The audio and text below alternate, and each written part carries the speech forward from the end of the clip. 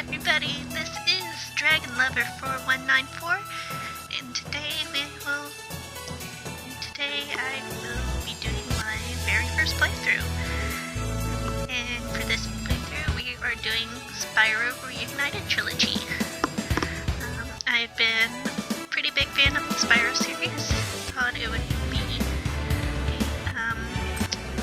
good first start. I did actually try recording this earlier, but for some reason my footage is having a bit of issues, so we're going to try this again with a slightly different method.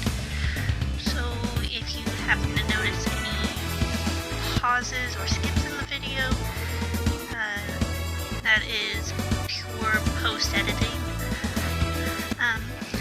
I will leave a disclaimer at the start of the video explaining what exactly I'm doing. So yeah, let's get started with Spyro the Dragon. In the world of dragons.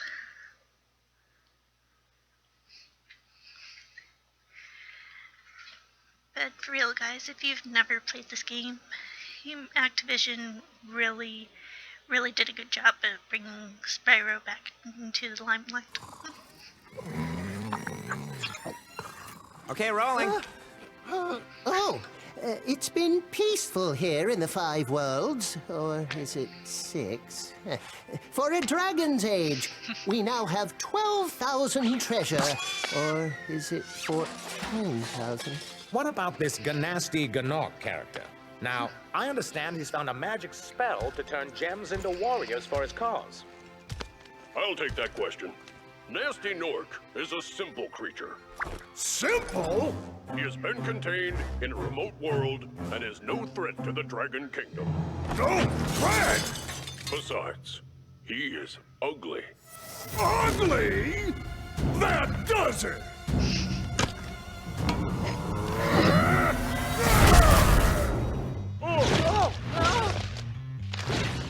Huh? Looks like I've got some things to do.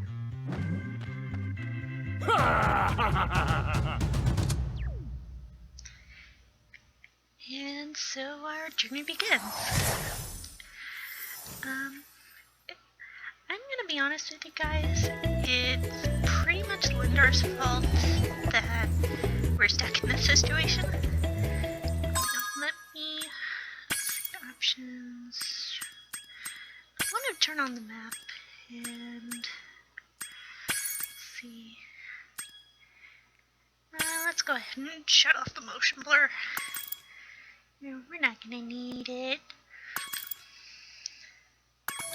Okay. Yeah, much better without the motion blur. But yeah, let's go ahead and free Nestor here. Honestly, Nestor is my favorite out of all the dragons. So cool. Thank you for releasing me, Spyro. Free 10 dragons in the artisan world, then find the balloonist. He'll transport you to the next world. What about Nasty Gnorc? I'm going after him. Find dragons first. That's all I can tell you. Why do we have to do it? But yeah, I actually mentioned it in the first time recording this, that it's pretty much Lindar's fault since that everyone got crystallized like they did. I mean, you're pretty much bad-mouthing your one sworn enemy on TV. And you know he has magic powers. I wouldn't go bad-mouthing a guy with magic powers on TV. You know, just in case he just happens to be watching you. Come here.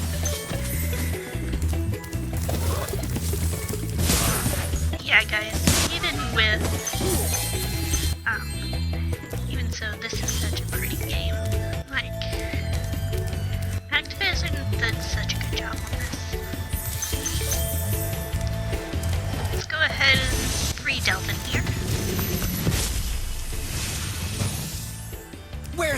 sneaky Nork. I'll torch you.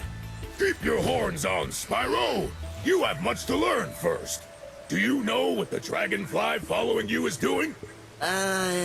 His name is Sparks, and he's helping and protecting you. Keep an eye on him and see what I mean. I don't know if anyone else has noticed, but in my opinion, Delphin reminds me of Earl Sinclair from Dinosaurs. If anyone who's ever watched Dinosaurs in the past, let me know in the comments. I want to see if...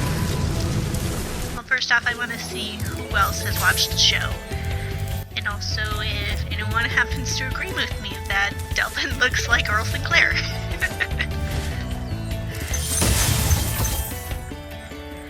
Just got a skill point for landing on that ledge there. I am going to try for skill points, but it's not necessary to 100% the game. I mean, I will try my best to do whatever skill points I can. But I'm not going to go out of my way to do them. Okay. Come here. Ah. How did I miss that? Yeah, whatever. I'll just follow him down here. Damn it.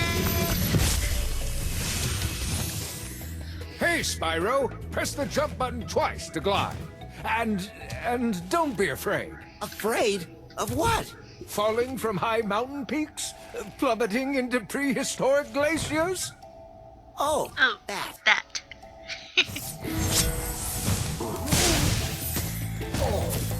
But yeah, I've never played the Spyro Reignited Trilogy.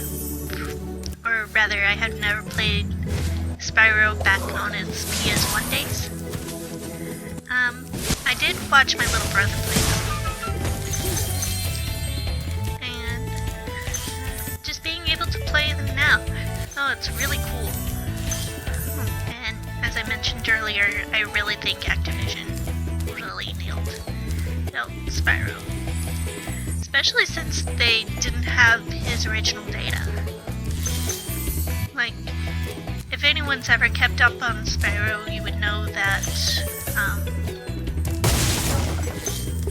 that Activision, when they were making Spyro Reignited Trilogy, they didn't have the original source code for Spyro, so they basically had to make all 3 games from the ground up. And they actually created a program called Spyroscope, that allowed them to, like, trace Spyro's movements and also get the locations for certain objects or enemies or stuff like that, which is phenomenal, if I'm to be honest. Just the fact that they were able to do so much. Alright, got 100% of the gems. We're gonna get our last dragon here, Argus. Cool flash. Do that again. The artisan's boss is through a portal in the dragon mouth, but you are not yet ready, Spyro. First, you must complete one of the other artisan lands.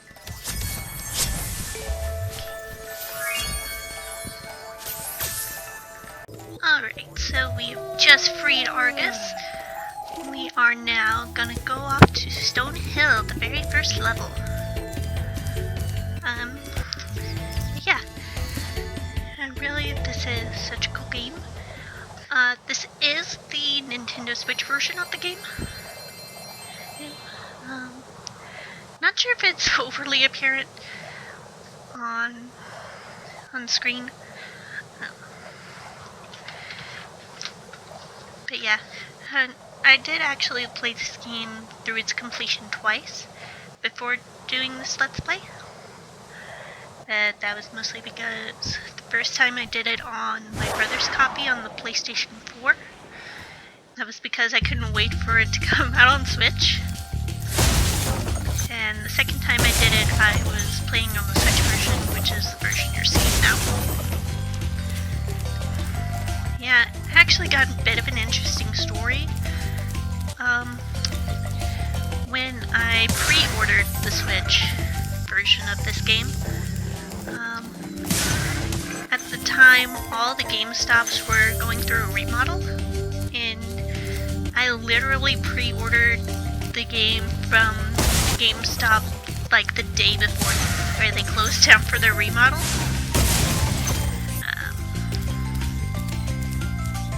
But yeah, once they were back up, the game had already been released, and so I went back to pick up my copy. And here's the thing with me, I don't normally do pre-orders for games, especially in regards to GameStop. Because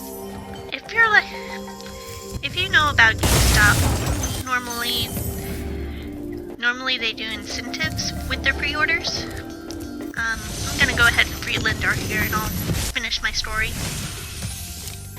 When you free a dragon or step on one of their platforms, you're saving your progress. That could be useful if you run into trouble. Not that you ever run into trouble, Spyro. Yeah, well, we wouldn't even be in any trouble if you just kept your mouth shut. But yeah, I'm not sure if this is true for EB Games outside of America. Anyone outside of the US, make a comment down below. See if this is true. About games having incentives for pre-order. But yeah, anyways, I don't normally do pre-orders because usually the incentives don't entice me enough. But in this case, if you pre-ordered Spyro on Switch, you got a really cool poster. And it's not a super fancy poster. I did it mostly just for the design. I think it's just on regular cardstock. But yeah, I pre-ordered the game, and when I went to go pick it up, they just handed me the game, and I was like, isn't there supposed to be a poster that comes with this? And they were like, we didn't get a poster. I think one of the dudes there offered me his Spyro keychain as compensation. And I was like, no, I don't want a keychain, I want the poster. That's the whole reason I pre-ordered the thing on a physical copy. Go ahead and free Aster, and I'll try to finish up my story after this. After you've freed all the dragons, pass through this fancy vortex thingamajigger. It'll take you back to the artisan home. But first, let me tell you a story. No thanks. See ya! So yeah, needless to say, I was pretty mad that, I didn't get my poster. But, yeah, I think I legit wanted to, charge back in there and calling them out for being unprofessional, but, like I said, they had just got back from doing a remodel, and, okay, we're gonna have one more interruption from a dragon, and I promise I'll finish the story. Watch the dragonfly, Spyro. His color indicates his power. When he eats butterflies, he stays strong. Like me. Sure.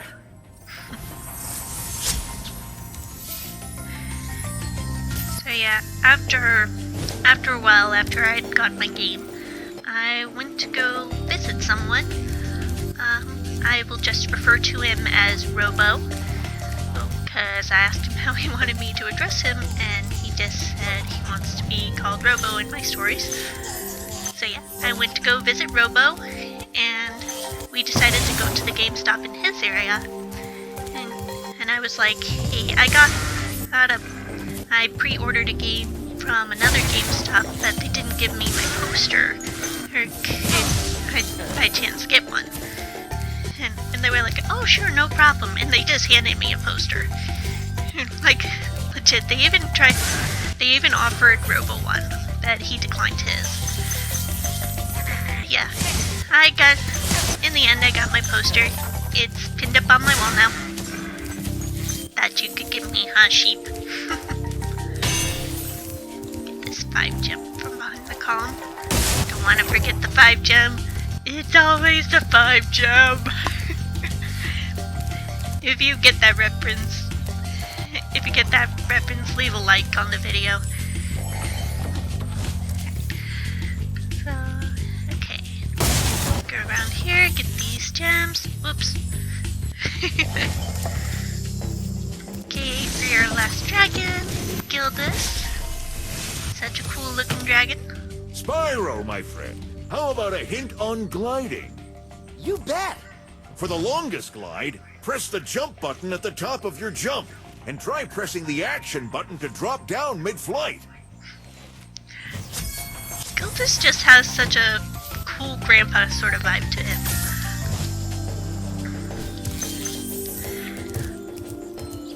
Yeah, like I said, in the end, I got the poster that was supposed to come with my game, but that's kind of discouraging me from pre-ordering from GameStop again.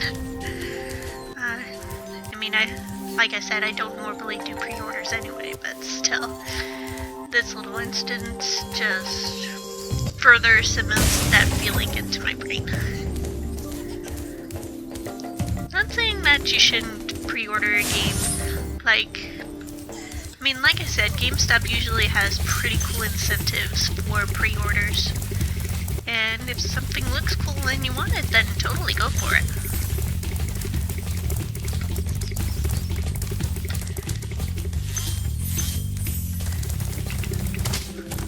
Ouch.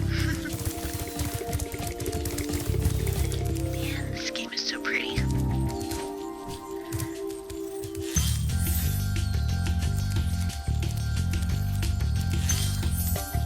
Yeah, my previous experience with Spyro games,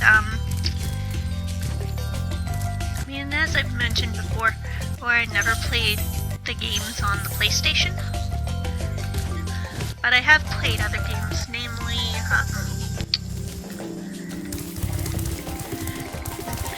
I played the Game Boy games. I think I tried playing a bit of Spyro Orange, which is the crossover between Spyro and Crash for Game Boy Advance. And I did play one particular game, which I'm not going to name here because there's a lot of controversy. I will say though, for as weird as this one particular game is, I thought it was okay. And I am not sorry for saying that. Alright, we 100%ed. We 100%ed Stone Hill, so we're gonna head on home. Provided I can remember the way. Let's see. I think if I just jump down here. Yep, here we go. And we're gonna fly home. Whee!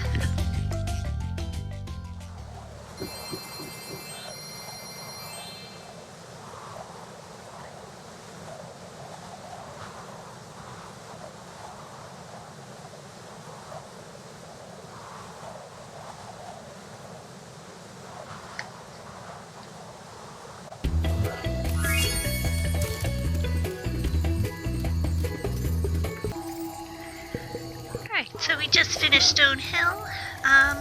Let's go ahead and get the flight level out of the way, because, as anyone who's ever played Spyro before, flight levels can be infuriating. Oh, also you can do fun stuff in the loading screens. Kick and flap, swerve left to right, climb up, go down, flame breath, barrel roll. Which actually, that was an aileron roll. Any game theory fans out there?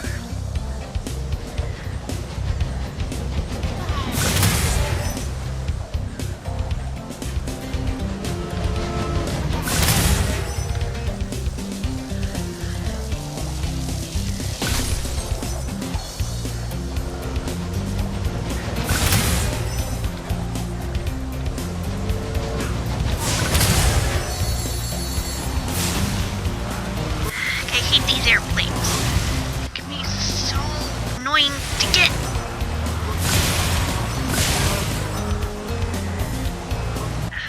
And I just get this arch out of the way so we don't have to circle back for it. Oh, gotcha, gotcha. One more. Okay, we're actually doing pretty decent. Normally it takes me ages to chase down those stupid planes. Whoop, careful, let's not land in the water. Up. And down. Okay, after this last arch, we'll make a hard right. 1, 2, 3. Whew, for a second I thought I missed that one. Okay. 2. 1. And boom! Yes! I've never done that well on a flight level. And odds are that's never gonna happen again. Alright, so we're gonna quit because I don't want to do that again.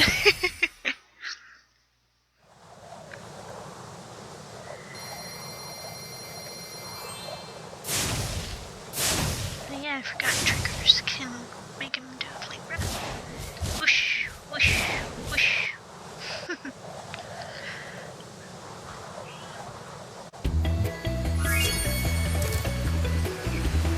Alright. Across the pond. And now we're off to Dark Hollow. We'll be honest, guys. One particular enemy in Dark Hollow, when I was a kid, I remember finding it both really funny and also kind of terrifying. And it's pretty much because it's a larger enemy and also it had armor. So you couldn't charge the thing because it was so big, and for the most part, you couldn't flame the metal on its stomach because metal armor's fireproof. Which our next dragon will explain in just a minute, as soon as I get up here to him. This is funny that the Noric's holding a chicken leg. Whoosh! Right, for your buddy Albon. Oh, it's you. I wasn't sure if you'd escaped those annoying little creatures. Of course they wouldn't bother me, but here's a hint. Their metal armor is fireproof, but a charge attack will take care of them. But yeah, you'll see the one enemy here in a minute.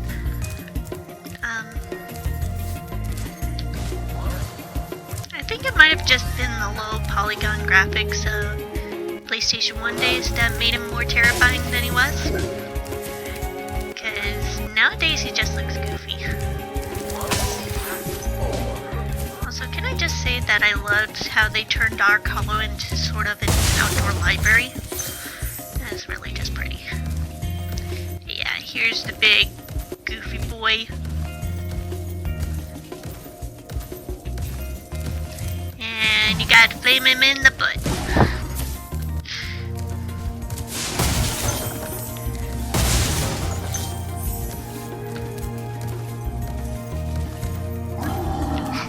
There's this little taunt. Flame you in the butt. Yeah, I really liked how they turned Dark Hollow into sorts sort of a library setting. Really is such pretty ambiance. Got Oswin here, aka Fake Nestor. Spyro, wanna know a secret? Use the action button when you want to zoom in and look around. Oh, your secret's safe with me. Yeah, I remember the original announcement trailer, when they had Oswin's model on Nestor's pedestal. A lot of people had put a lot of think into that, and just because of the red hat, and everyone was like, why is Nestor wearing a red hat? Like, I don't know. But yeah, then we got the trailer with Nestor's official model. And of course, everyone's wondering who the fake Nestor was. And I was originally gonna make a post about it on Tumblr with like my own theory. Like, I was compiling evidence based on what other dragons we've seen. And I pretty much came to the conclusion that Fake Nestor was a magic crafter dragon because of the red hat. Because I thought it was like a turban or something. But nope, it just turned out to be Oswin with a color change.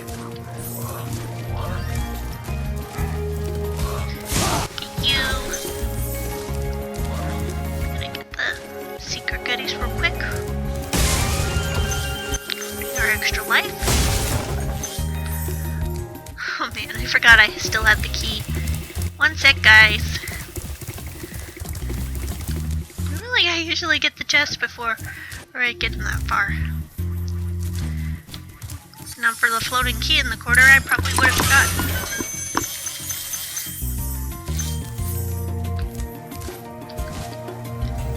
Okay.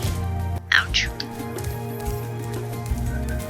Yeah, I know there's nothing for the switch for lighting the bonfires, but come on, you gotta light the bonfires. Whoosh.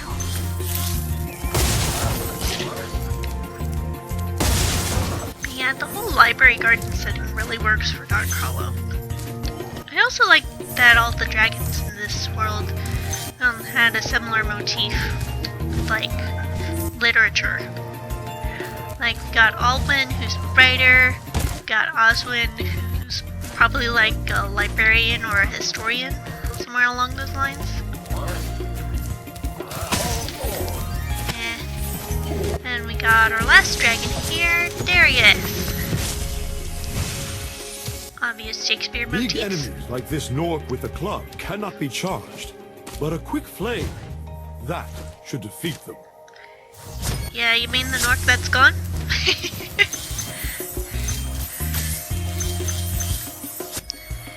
Alright, 100% complete. Gotta fly home, whoosh.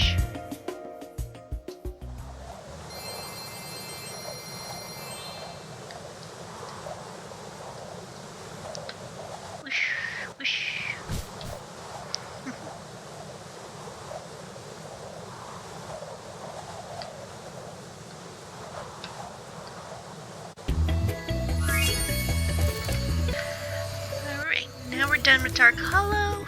Gonna go to Town Square.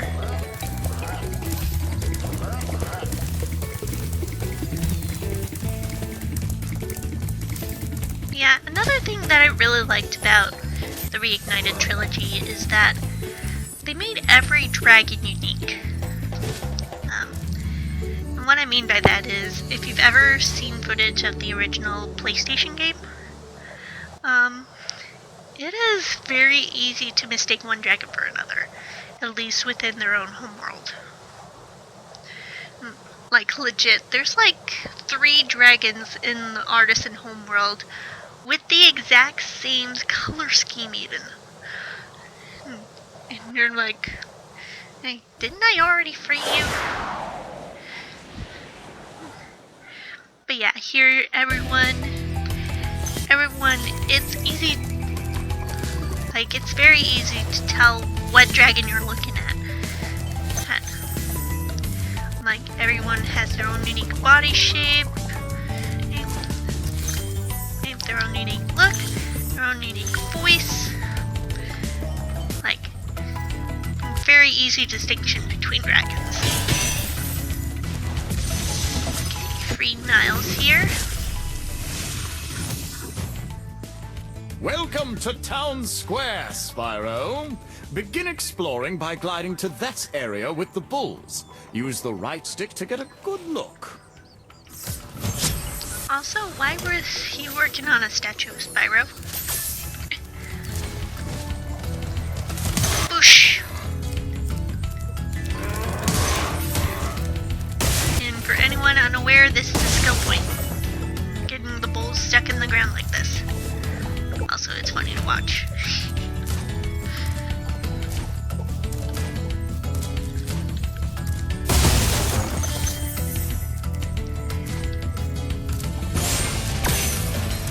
Yeah, legit. In the original game,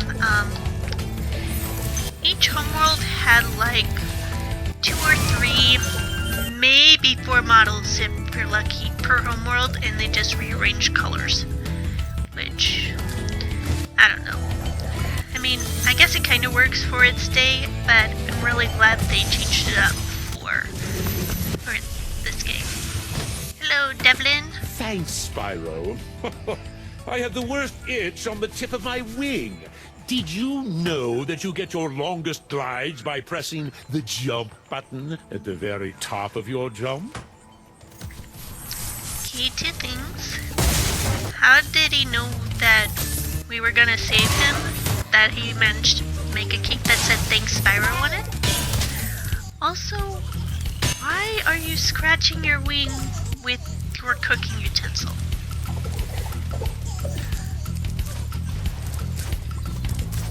Like, that's, if you're a baker, that's not very sanitary.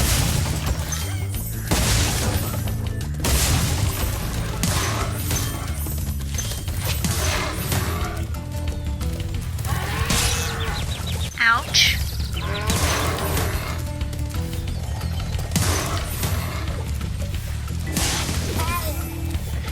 Well, I'm gonna fry a chicken in a minute. Let's go ahead and collect the stuff really quick. Free our buddy Alvar here. Another one of my favorites. Spyro, did you see a man dressed in blue running around here? He's a thief, and he's stolen a dragon egg.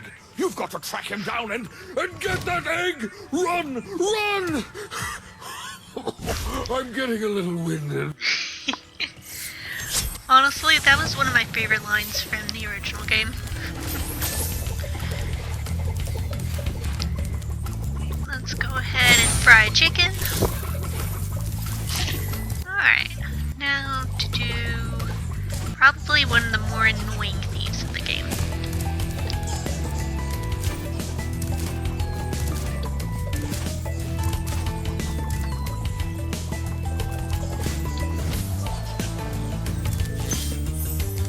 Got up here. Let's see if we can catch this thief before he jumps down. Gotcha! Normally it takes me like 2 or 3 tries before I can actually get that dude. Speaking of the thieves, that's another thing I really liked about this game. That they made the thieves way more animated than they were in the original.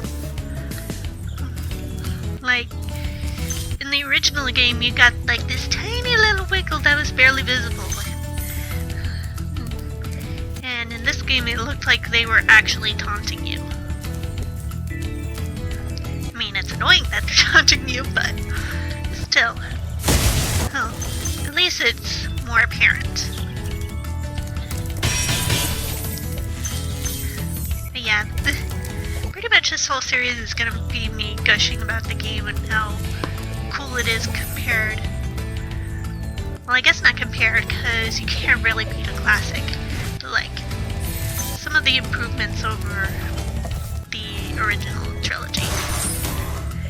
And we got our skill point. It's just really fun watching the bulls wiggle while they're stuck in the ground. Get our last gem. And free our last dragon, Thor. Thank you for releasing me, Spyro. You can always check your progress by accessing the guidebook through the pause menu. Alright. That finishes this level. And we're gonna return home.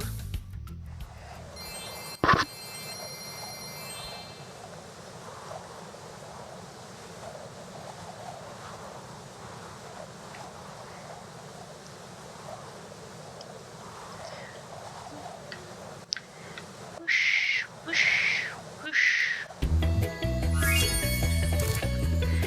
Alright, so all that's left to do is the boss. And not gonna lie guys, you're probably gonna see me die a couple times. 'Cause darn dogs.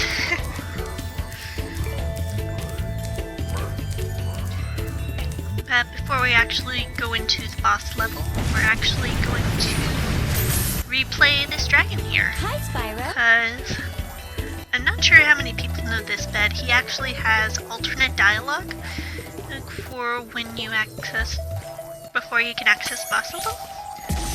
So we're gonna replay him real quick. Cool flash. Do that again. The artisan's boss is through a portal behind me. You can challenge him now, if you feel you are ready. Yeah, I thought that was a nice little detail that they had. Toasty. Honestly, this is one of the funniest boss levels. Probably not just in Spyro, like in Spyro's history, but also like in gaming history. In my opinion, anyway. And you'll see what I mean.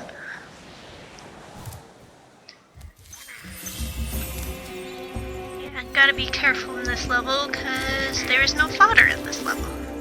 So, if you take a hit, you can't heal yourself. Like, you can't heal Sparks.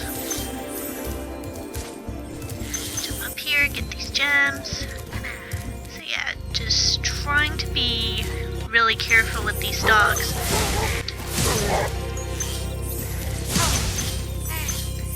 Even with the flame jump flame method, it can be pretty easy to slip up.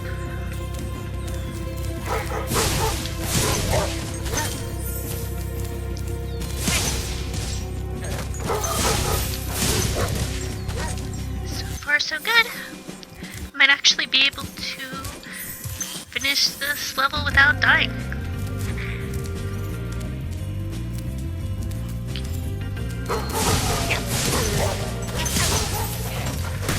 Nope. Whew. That was a close one.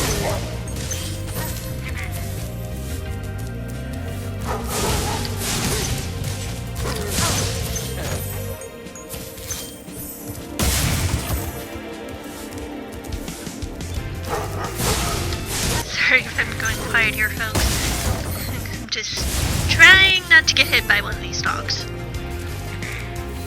Anyone who's ever played this level would understand my trouble. Down around the corner.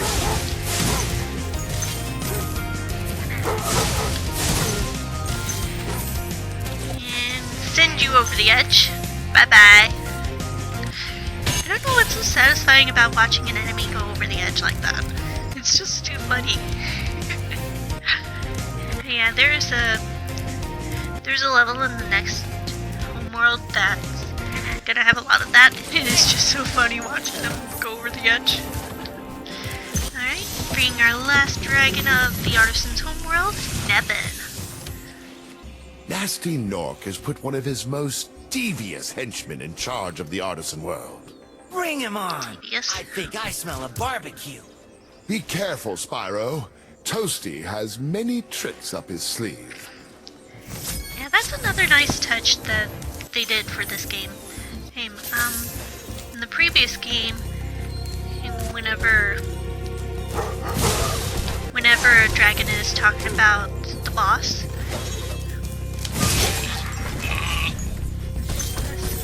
they just refer it to this boss or this guy or whatever. Where in Reignited, they're actually addressing them by their name. But yeah, watch this, guys. It's just a sheep on stilts. Like, I wouldn't exactly call that devious, Devin. Ooh, that was close. You and roasted mutton, anyone? Okay, that was dark. Alright, there's our last 4 gems. 100% complete. Gonna fly back home. Now we get to ride in the balloon and move on to the next homeworld.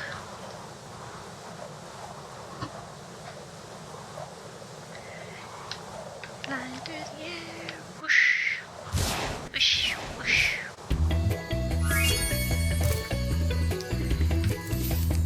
Yeah, now we're gonna go to the balloonist. Which, honestly, guys, I feel like the balloonist looks like, I don't know what they're called, but like the main NPC characters from the Skylander series. You know what I'm talking about, the little badger people. I feel like this guy looks like one of them. Wow! I see you've been busy rescuing dragons, Spyro. Yep. You may travel to the Peacekeeper's world if you like. Are you ready to go? Yep, let's go to Peacekeepers.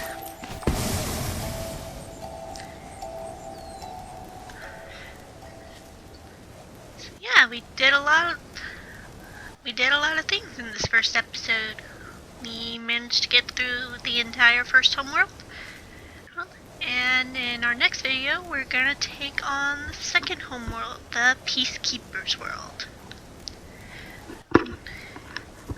Really, this game is so pretty. I mean, even just the background, like the simple sunset background, is just pretty. Alright. And we're dropping down into the Peacekeepers world. Alright guys, this is gonna be it for today. Be sure to leave a like, comment, and subscribe, and ring that bell for notifications if you want to see more videos. In our next video, we'll be doing the Peacekeepers world. I will see you all in the next video. Bye bye!